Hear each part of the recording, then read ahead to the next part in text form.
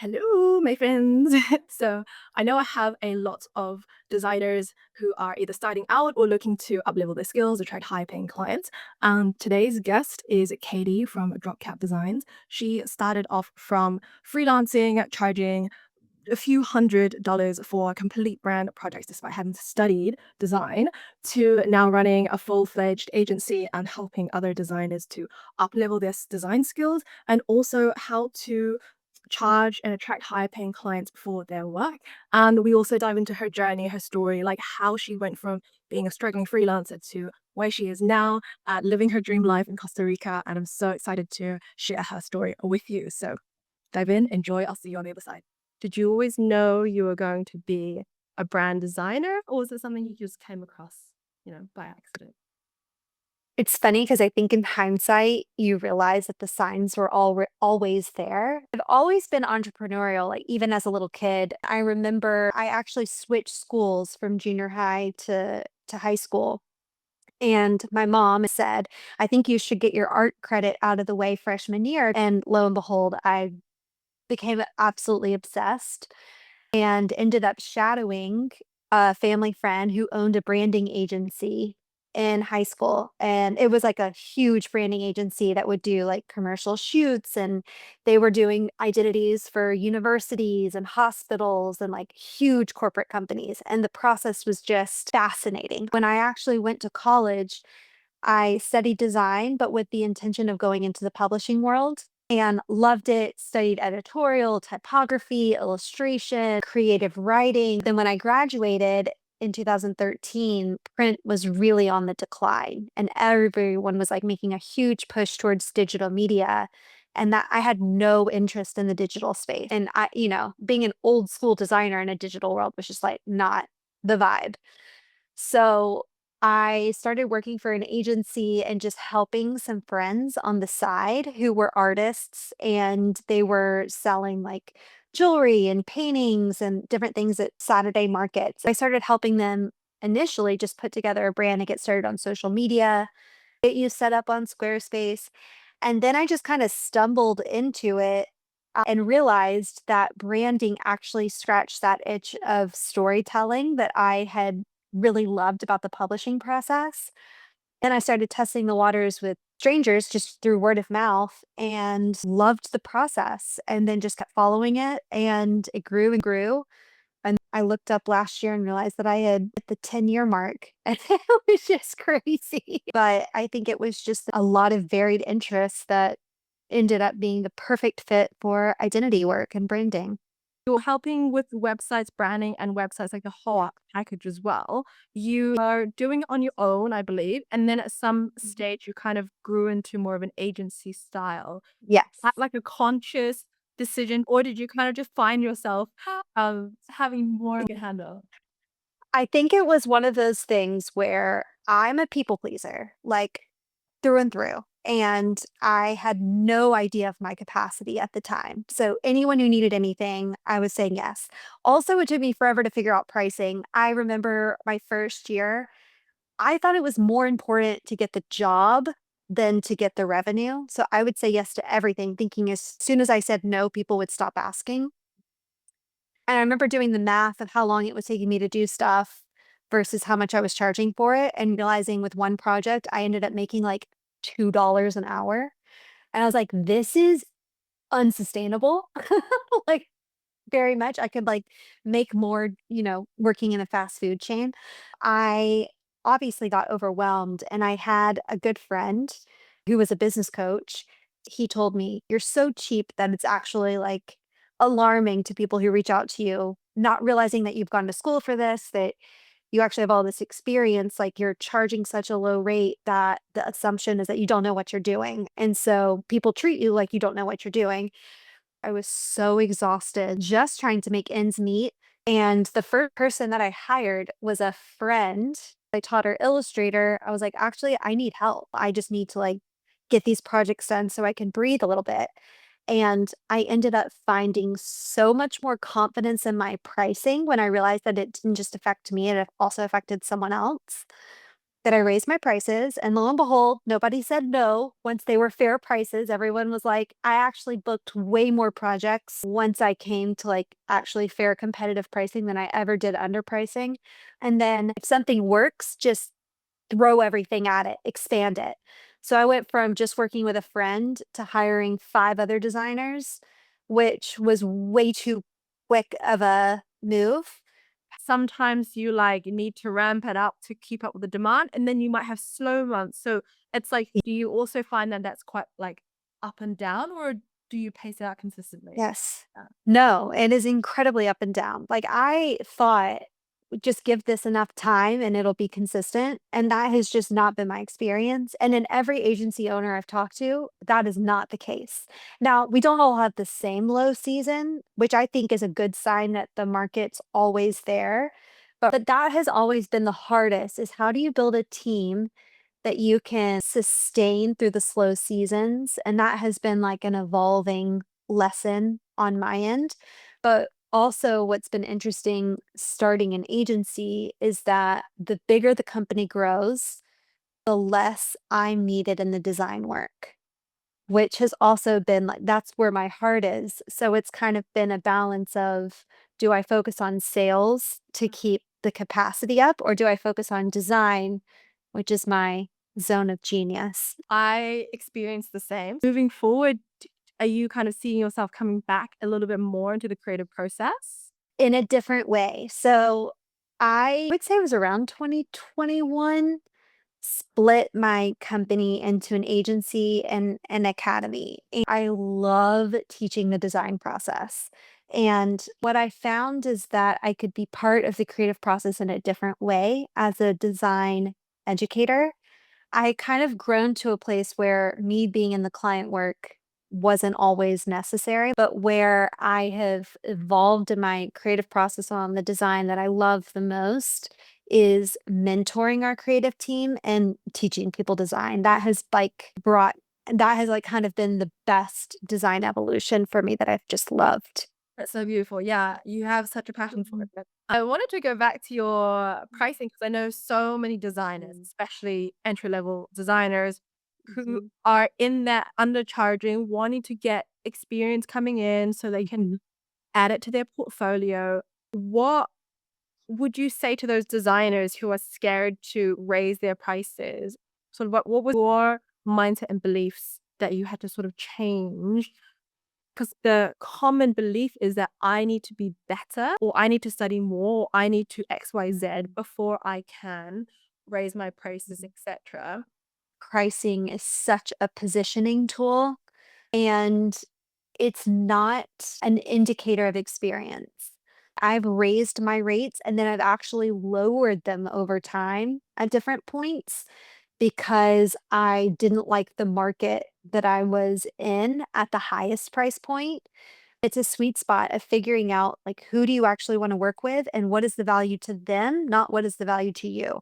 So when I was first starting out, I just assumed I need to compete on price just to get experience, like get portfolio work. And then once it became hard to land projects at the lowest possible rate, I thought I haven't earned or I haven't proven myself enough to raise my rates. Like if I'm struggling to get people like, oh my gosh, Emily, like at the time I was charging $100 for a brand suite. $100. And I went to design school. Like I was worked in a branding agency. $100.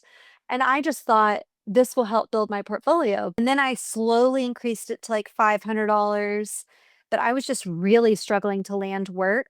And what my friend told me, and it made so much sense to me then, is like you need to be a reflection of what the client is looking for. And if you're not taking yourself seriously, they can't take you seriously. And you're creating the container for their experience. Nobody's going to give you permission but you. Nobody's going to say, okay, you're ready, or everyone online has decided that you can finally raise your prices. Like you, as a business owner, you've got to make that call.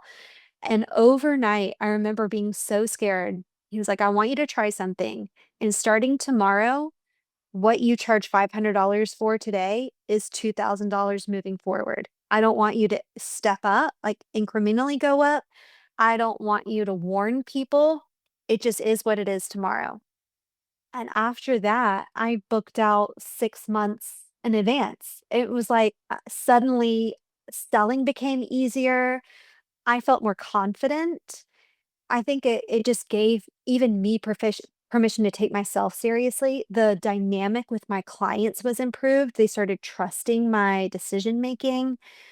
I felt less desperate, which meant that I also felt a little bit more selective. Also, I could like invest in things that actually filled my creative cup, get magazines that would inspire my design, or go to the really nice coffee shop and work. And I don't think I realized at the time that part of the value of being a designer is the creative mind. It might take you 3 minutes to design a logo, but it took you 3 years to develop the skill to be able to do it in 3 minutes. Raising my prices, it wasn't just about making more revenue. I think it was a huge confidence boost, and it was a huge confidence boost for my clients to see that I actually had some level of expertise that I was bringing to the table, and nobody was disappointed. Most people were like, "It was about time." Yeah.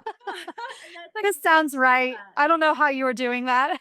That's great feedback. And Yeah. I'm curious, like, was it hiring or working with that coach, that accountability that Yeah. got you there? Because, like, if you didn't, Yeah. like, would you just have stayed there and it would have been unsustainable? I think I would have stayed there, and then I would have ended up getting a job. Yeah. I think I would have gone right back to an agency. It was the moment I worked with a business coach that everything changed. I know that there's, like, a lot of business coaches out there, and there are good ones and bad ones, but I think the practice of having accountability and some sort of mentor who's a couple of steps ahead of you is invaluable in helping you make decisions. And the biggest one is just self-belief and confidence to do what you probably know you need to do. I think even if you don't have like a one-on-one coach, being in a Mhm. mastermind setting or being in like a group coaching container is like Mhm. huge. And you can be Mhm. so held even just by watching someone else moving through that. We wouldn't be here if it wasn't for the coaches that like held us in Yeah, tears. 100%. And I used to have so much embarrassment working with a coach because I thought like I should be able to do this. Like my friends and family who aren't in this space don't get it. And they're like, oh, she's just, spending money on a course or a coach or something like instead of doing the work. And, but every time I've invested in that way, my output has gotten so much better. I've developed so much more confidence, so much more clarity. It really is like a huge part of the entrepreneur life path. Ultimately, it's also a frequency and energy that you embody. I wanted to ask you, what do you think clients look for when it comes to working with you? Because going back to your previous example, younger you, a lot of entry level designers, they think, oh, people will work with me because I'm cheaper. But as you grow, Yeah. you up your prices, you find, oh, people actually want to work with me or they trust relationship, or it's the way you see your creative eye that no one else can see it the way you Mhm. see it. Uh, Yeah. I'm curious from your perspective, now that you've obviously raised your prices a lot, why do you think clients work with you? And is it because you are you, Kadie, they know you? Mm. Is it because you're, let's say you're not even in the design process, or you're not in Mhm. doing, Mhm. so, Mhm. why what do they look for when they're working with you? Yeah, and this is part of the reason I think the space is so beautiful is that clients are looking for different things. So you have the clients who are looking for a really specialized technical skill set, whether it's a certain style of illustration, a certain level of custom typography, and they're going to a designer because of their technical expertise, which is amazing. And I think that's what most designers assume clients are looking for, but it's not the case. I think there are other clients who are really looking for creative strategy. So being able to articulate your ideas, paint a picture, create a world, really help a client see the possibilities in their business is a huge value add. I think a lot of designers are scared to enter that space because they feel like it won't be appreciated or their ideas aren't good enough or they have to have all the answers, which is also not true. It's this dialogue, it's a conversation, and you're analyzing things together and brainstorming. Do you think this would work? Do you think that would work? And it's the creative vision of the designer with the context and intuition of the business owner that create this perfect container for really incredible ideas to blossom. So you have that client. And then I also think that you have the clients who are really looking for a very specific experience. I've had clients say, like, oh, I was, debating between you and another agency, but feeling that I had with you was like joyful and spacious. And so they're looking for like a specific experience, which is a whole nother thing. And at that point, it's really the preference of the client. Some clients really love structured precision. In the first, I would say 5 years, I know people came to me because of my design style. I think that as that style has really evolved, it's been more about the creative direction and creative strategy. I had a client that we're working with, and she said, this is exactly why I worked with you. You're such a mirror. Like you mirror back to me the identity that I've been trying so hard to articulate.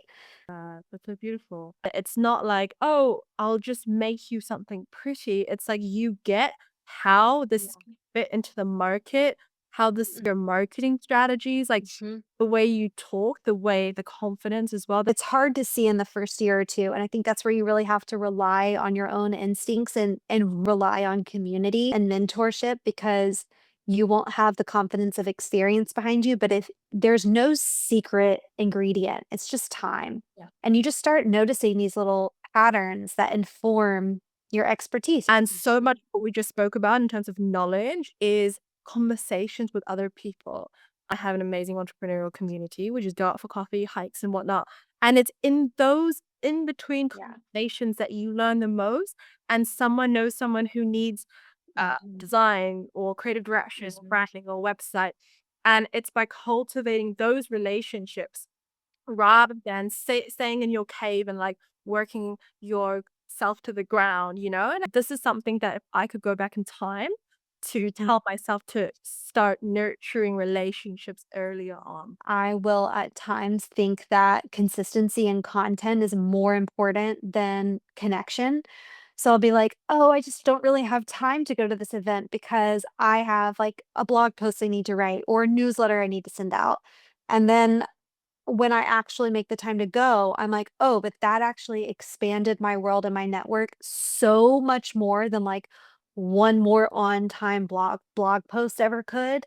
And so you also that also comes with experience is, like, prioritizing the right things, but I could not agree with you more. The people that I've met doing this have been the thing that has kept me going and expanding, whereas if I just stayed in my little hole just putting out content and trying to build the perfect system, I actually think I'd be way further behind. For sure. You talked a little bit about moving through different seasons in business and moving through different Mhm, identities as well. What mhm. season are you leaving behind and moving into? Oh, that's such a good question. I would say I was trying to keep up with the demand of the pandemic rush to entrepreneurship. And so I think the past 5 years, I've just been trying to keep up with the demand. And I would say this year, there's been another shift. We're entering a season not of how do we keep up with the demand, but how do we pursue mastery and what we're best at. And I just feel like I'm entering an era of not just meeting the needs of the market. We've done that for 10 years, but actually coming in with such a level of self mastery, specialization, less but better. Now that I'm in my 30s, I realize it's not about trying to continue to stay really cool and really relevant. It's about deepening my understanding of the craft, my technical skill set, my mastery and identity, using my experience to be a more long-term voice in design. And that's been something I've been really excited about. One thing that I hear a lot of is AI coming into the scene Mhm, and how quickly you can just create something with AI. And so mhm. with the rise of that, I've been seeing that low-end designers are kind of just being replaced by AI. For the people who are, let's say, like wanting to get into the space or wanting to Yeah. be designers, it's like where where do they stand to stay ahead of being replaced by AI in design? Mhm. Mhm. I think that with AI, it's more important than ever for us to master our technical understanding of what we do as designers. I don't want design to become more and more inaccessible, where it's like there's just a few who really get it, who get all the work, and then there's nothing for anybody else. I just don't think that's how the industry rises. And I think that what's really important is there's been a huge conversation around design business, like how to charge, how to work with clients, how to present work. All of those are so important. But no matter how sophisticated the business model is, it won't survive if the technical skill set isn't accelerating at the same rate. You can have the most sophisticated pricing packages, the best automations, the most dialed contract terms, but if your technical design skill set stagnates or becomes less of a priority, I think that you're going to experience a decline eventually because at the end of the day, I think clients aren't just coming for a really sophisticated business process, they are also coming for a creative process that also needs to match. What do you mean by technical skills? Oh, yeah, totally. Like, understanding the principles of, like, design hierarchy and design trends, like what colors are being seen in the market, different trends in layout. So I think that's what I mean by technical skill set is like your creative there's like a creative part of it that has to be fed too. And I've had interns too where they'll say like, "Oh, I don't wanna work on fake projects because people will know they weren't real clients." But there's, like, so much benefit at every stage to do a passion project or a fake client or experiment on the kind of things that you think you wanna work on because it like, that experimentation keeps you really sharp as a designer. When you were saying earlier, when money felt a little bit unstable at the time, you're growing a business, etc. How did you kind of overcome that struggle? Because I know so many designers are like, "Oh my gosh, I just landed like a big project," and then they're like, they optimistic that every single month is going to be this. What lessons have you learned from being an entrepreneur and 10 years in business? Mhm, Can you give to people regarding money, stability, mhm, and how to actually create this mhm. sense of stability in a very volatile business? Pro Projecting revenue is probably still my hardest skill set as a business owner. I just am not a numbers person, I think. Be creative. You can tell clearly I'm not. I'm like, "I'll paint you a story all day long. I'll write whatever you want. I'll design whatever you want, but put numbers in front of me," and it's like, I cannot make heads or tails of them.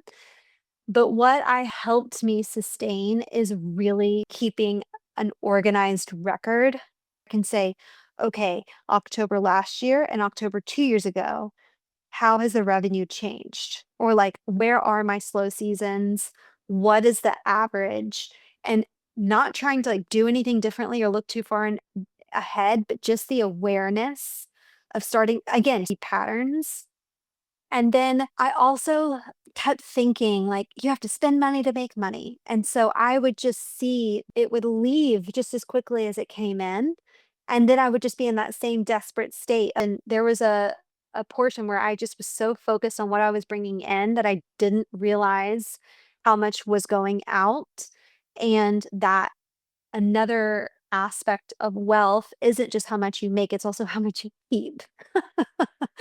But what I has helped me, I had another business coach. Again, business coaches really are they might be the actual secret ingredient. But I had another business and coach that was like, never let your expenses get above 50%.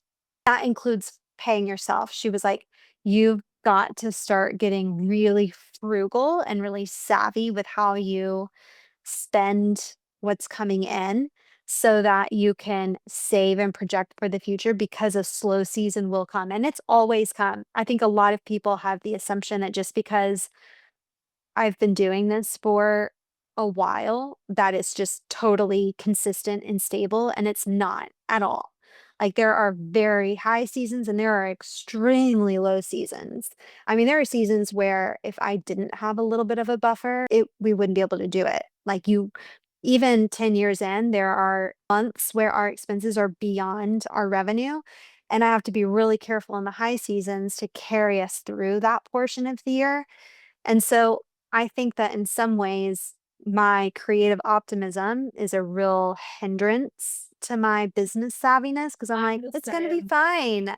Yeah. Everything is great. Like, everything's so good right now. It's always going to be great. Work will always come. Like, I'm so trusting. that it's gonna work out, that I think that is another part of my own journey of mastery that I want to become a lot more wise and a lot more protective of my future self. Babe, I think you Yeah. like learning the same lesson. Totally. I mean, I feel like on top of the world, and I'm like, "You can't stop me." I am like, I manifest like crazy, and then a slow season will come, and it's like, "No one likes me anymore. I can't do this. I'm actually not as good as I thought I was." Oh my gosh, 100%. And I actually think what was most helpful for me in that process, because for most of my journey as an entrepreneur, I've been single. And so I can weather the sacrifices as a solo person a lot easier. And then once my fiance came into my life, he was kind of like, okay, we need to have a conversation about how much you're paying yourself. I'll tell you. This was the year where I had the revenue to do all of the things I always said I would do if I did. And what I learned is I don't have the mental or space capacity to do everything at once. So even if you can, for a season, afford to do everything at once, you can't do everything at once well. Yeah. And so I was like, I wish I had learned that lesson earlier on, that there's only so many things you can do simultaneously. That has been like another big learning lesson in mastery, is like, how do you not just become a wise steward of your resources, but like also discerning over your creative capacity, your energy levels, your time. One of my last questions is like design. I feel like some people are born with design eye, like we just like have that Mhm. visual taste, and other people don't. And one of the questions that came up as we were speaking is like, how Mhm. can you actually teach something that feels quite Mm. innate? Mhm. Mhm. That's such a great question. It reminds me of actually that first art class that I took freshman year of high school.